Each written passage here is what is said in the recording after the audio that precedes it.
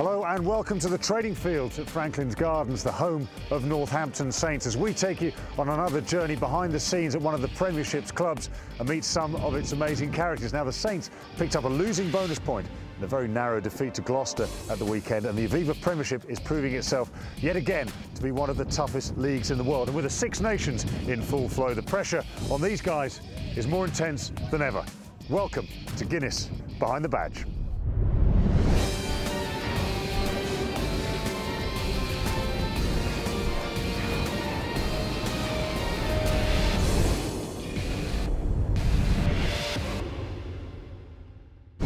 So the Six Nations takes a breather for a while, and the last round of matches threw up a few questions.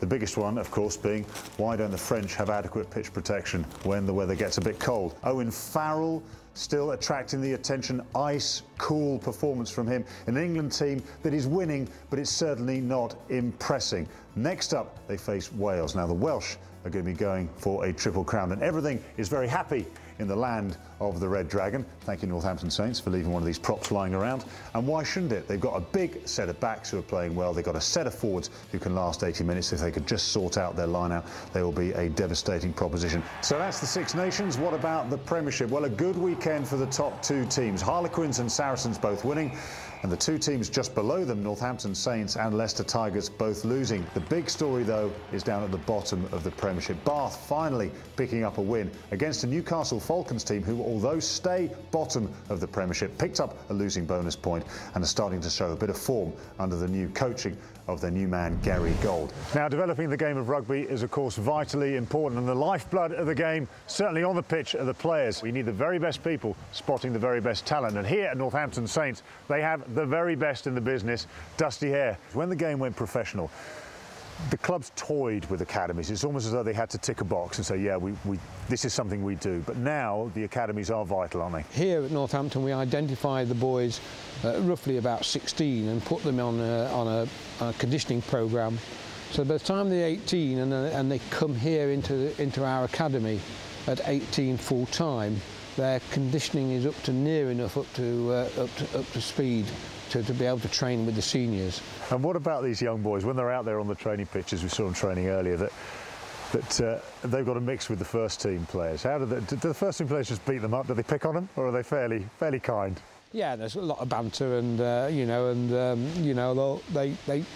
pretty good really. They'll praise the boys, but they'll also give them a bit of rough banter as well to introduce them into men's rugby. Who are the guys that come through your books, whether it's at Leicester or now here at the Saints? Here at the Saints, I mean, if we look in the senior squad at the present moment, who've just come through is Mike Haywood, Ben Nutley and Jamie Elliott, and then obviously in the England setup from the Leicester days, you've got Ben Youngs and Tom Croft and Manu Tuolangi, who've come through the system at Leicester. Right, it's working brilliantly so far. Dusty, thanks for talking to us. Thank you. Combine rugby players and the word challenge, and instantly you start thinking of maybe a test of strength or endurance, but not here on Guinness Behind the Badge. And today, it is golf. Here we have a par 1 hole, which will be tried to be dominated by our three Saints players, Tom May, Andy Long and James Downey. Now, gentlemen, you each have 2 shots. Obviously, there is quite a tricky water hazard and a sand trap near this hole. The fact the hole is about the same size as the water hazard and the sand trap should make it fairly easy for you. Who's going to be first? Oh, he's got it. Nice, one. Okay, nice 1 and 2. Oh, yeah, but continue this. Oh, nice. Oh. 1 each. No pressure, Gatesy.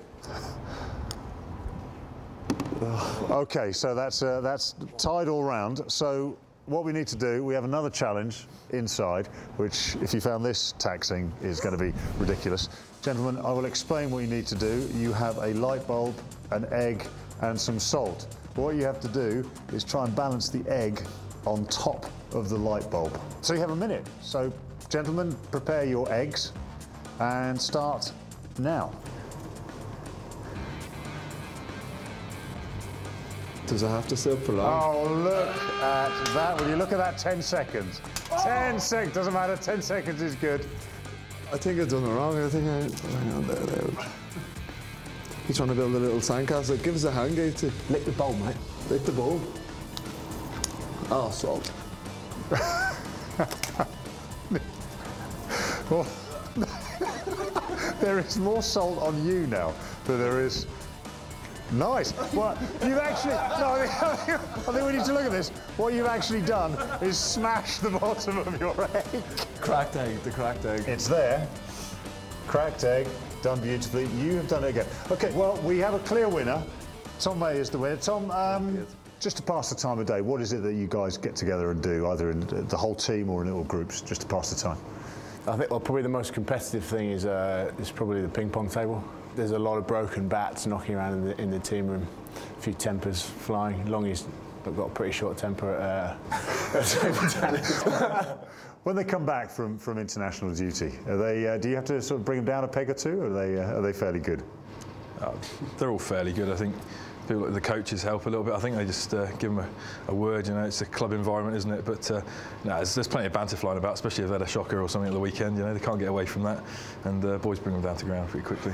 You're off at the end of the season, back over to Ireland to Munster. Is that a difficult decision to make? Yeah, extremely difficult. I've had a great 5 years here, and we've done so well coming from Division 1 straight up, and you know, competing in the Heineken now and getting to the final last year. But for me personally, it was an extremely difficult decision, you know. But I want to see out the season and try and go back with a Premiership title.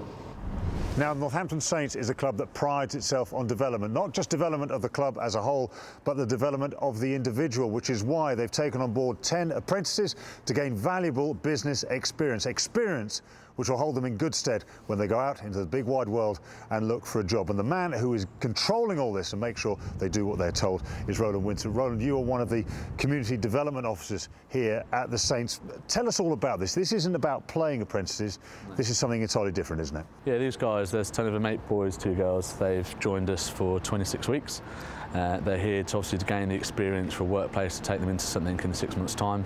They're based around 5 departments in the club, including the shop, the ticket office, in the study centre doing mentoring. They're out in the community department and coaching, and then gaining some valuable experience with the marketing and conference department as well. These guys have all, they're all in a place where they're looking for work or seeking jobs, so they've come into it quite enthusiastically. They're very keen to do all the work that we give them, and they're settling in really well. I've been quite surprised by some of them as well, and there may be opportunities here for them at the end of the 6 months as well. And I suppose it's another thing just underlines what the clubs need to do. It's more than just what happens out here on a pitch. The spread of a club into the community gets wider and wider, doesn't it? Yeah, as a community department, we're quite strong on what we do. We deliver to 250,000 people a year across primary schools, secondary schools, special schools, but the 16 to 18 areas that we haven't always touched on. So to double that up with these business and job opportunities, something we haven't done before, so that's part of the reasons behind it as well. So the Northampton Saints looking as strong as ever off the field, and on the field they are handily placed in the top 4, but they also fully realise that right behind them is a very congested chasing pack. And if they are to add that very first Premiership title to an already impressive trophy cabinet, the hard work is going to have to continue right to the very end. And we, of course, will bring you all that action in the chase to the Aviva Premiership final, right here on Guinness Behind the Badge.